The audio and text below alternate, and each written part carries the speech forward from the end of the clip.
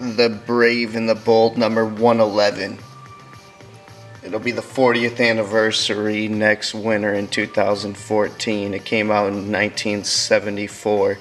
This is the famous, similar to World's Finest, where they team up DC superheroes to sell comic books.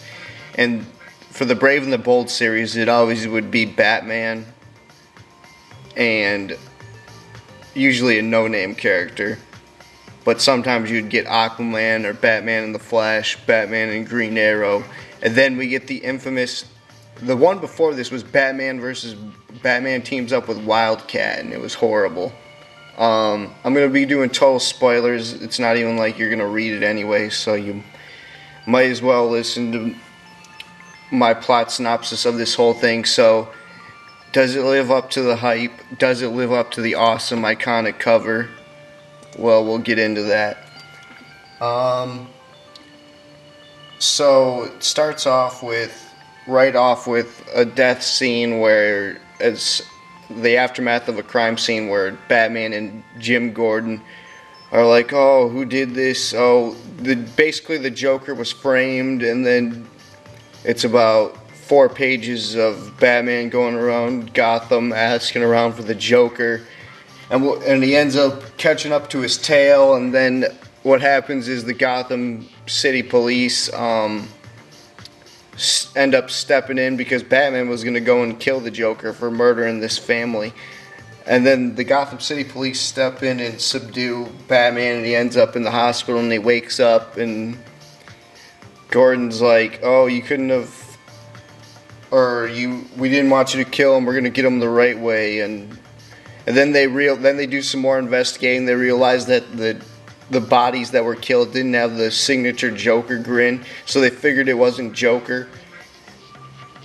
And so then, get this, Batman hooks up, he hires a graffiti gang to tag Gotham City. This is how he contacts the Joker, so that he's like, Joker, I know it's not you, let's make a deal. All over Gotham City, and they show these scenes. And so Joker hits him up on the phone like this, and he's like, alright, we'll agree to meet up. He's like, it wasn't me, it was Slade. And Joker's trying to kill this guy, Burt Slade, who's like basically an infamous hitman in Gotham City. And he's the one who set up the Joker. So they both have the common interests of getting the people who killed Horton. And so they never really meet face to face in this. Every time that they meet up, he tells him where Slade is, and Batman misses him. He ends up in the ocean. The locations are Gotham County, the police station, the morgue, the hospital, the gravel company at the docks. And then Joker's like, oh, I got a different lead. He's going to be out of town, but still in Gotham County. He's going to be in Cannonville. And so he meets up there, and in these Brave and the Bold stories, I kind of like these better.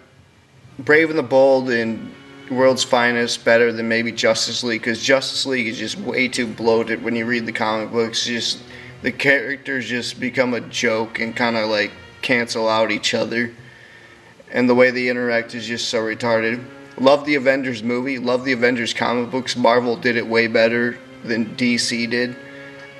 And I heard that DC is going to plan on cutting out Aquaman and just going to focus on 5 characters. I think that's smart for the introduction, especially since they didn't have lead-up movies for all the characters. They're going to have to do origins of, like, the Flash maybe, and Wonder Woman, partial origins, or the sequels could be like prequels. But anyway, back to this comic book.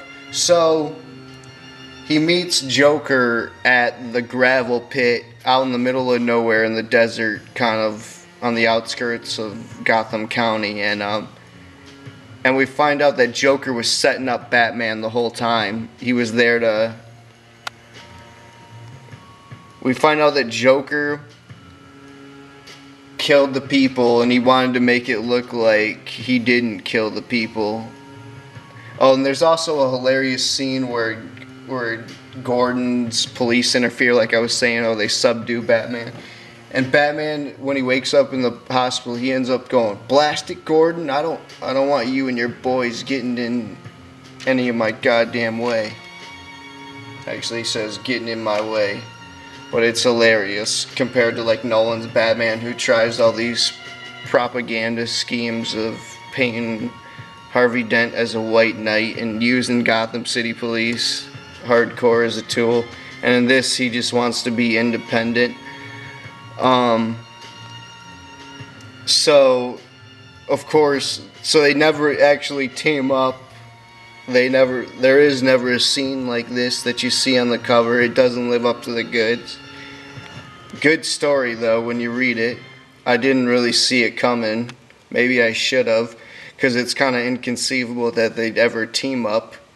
And he ends up leaving Slave. He ends up kicking Slave and basically marooning him out in the desert, James Bond style with the villain in Quantum of Solace. And he ends up just taking Joker back in the Batmobile. And that's the only vehicle that you get to see is the Batmobile. This was JBM from Mr. Creepshow 09, and this was my comic book review. I think that's all my thoughts on it. I'm out. I'll give the comic book a B. Didn't live up to the hype because you wanted to see the team up, so you really didn't get that, but it was still a decent story. I'm out.